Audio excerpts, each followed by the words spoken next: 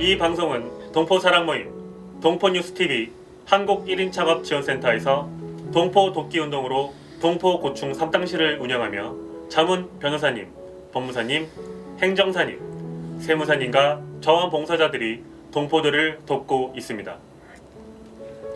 올해부터 우리 동포들에게 출입국 정책이 많이 달라지고 동포들이 지금까지 해오던 것에서 많은 변화가 생겼습니다.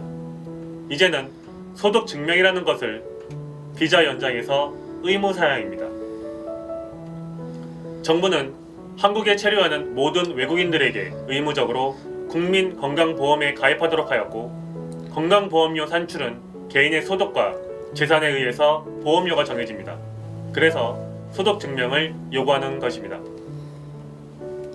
출입국에서 소득 증명을 요구하면 우리 동포들에게 두 가지 문제점이 나타납니다. 첫째로 세금을 100% 내야 하고, 둘째는 세금을 내면 비자 취득 종목과 다른 일을 했다면 불법 취업이 금방 색출됩니다.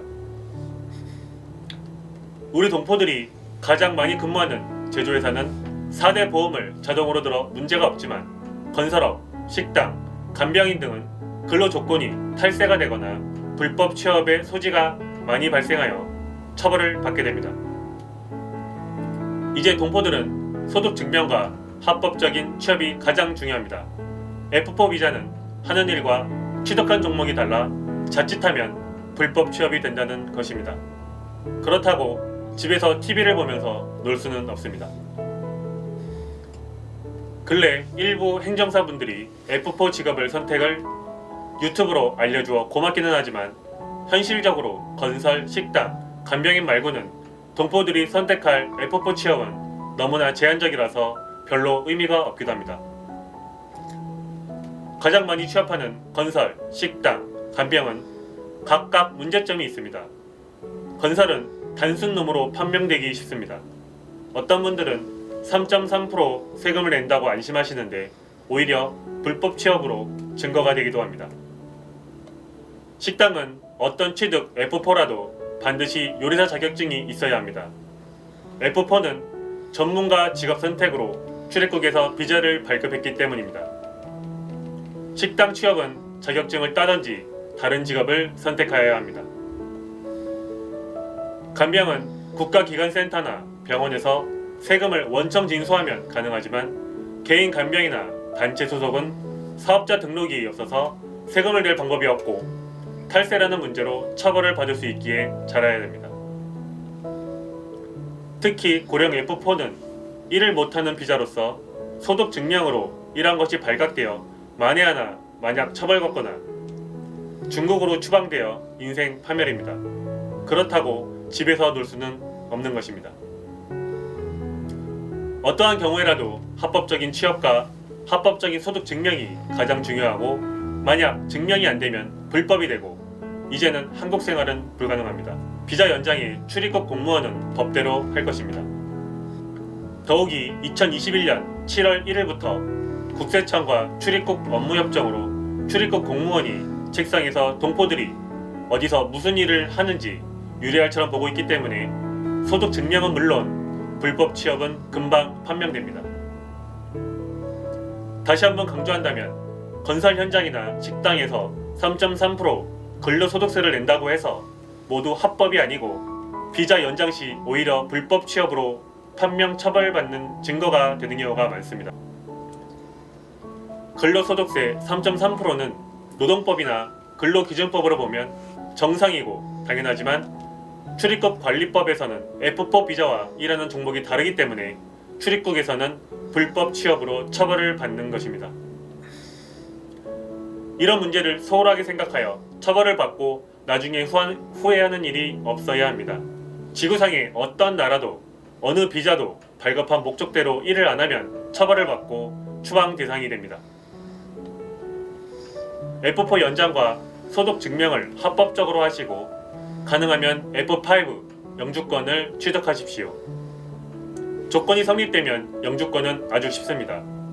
과거 1, 2년 걸리던 것은 지금은 신청 후 2, 3개월이면 영주권 취득이 가능합니다. 취업 비자 중에 E7, E9, E10, H2 비자는 취업 목적이 정해져 있지만 F4는 직업의 선택에 제한 직종은 있지만 두 가지 직업을 가지면 좋을 것입니다. 즉, 투잡이 가능한 것이 재외동포 비자입니다. 이 문제의 상세한 상담은 동포뉴스TV, 동포고충상담실 자원봉사 전문가 선생님들이 전화로 무료 상담을 해드리고 있으니 우리 동포들이 많은 이용과 도움이 되시기 바랍니다. F4 연장이라든지 영주권 취득이든지 합법적인 소득 증명은 두 가지입니다. 하나는 근로소득이고 또 하나는 사업소득입니다. 이 두 가지가 모두 국세청의 합법적인 개인 소득 증명입니다.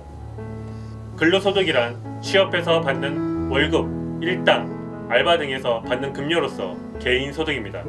계약이 없으면 3.3% 원천 징수하고 계약을 하면 세금을 떼고 실제 수령을 하는 것을 말합니다.